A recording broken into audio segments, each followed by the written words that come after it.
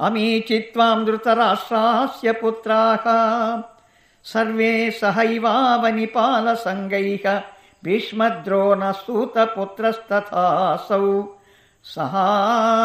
సహాస్మదీయైరపి యోధముఖ్యైః వక్త్రాని తే త్వరమాణా విశంతి దంశకరాళాని భయానకాని కేచిద్విలగ్నదశనాంతరేషు సందృశ్యంత్య చూర్ణితరైయుత్తమాంగైః.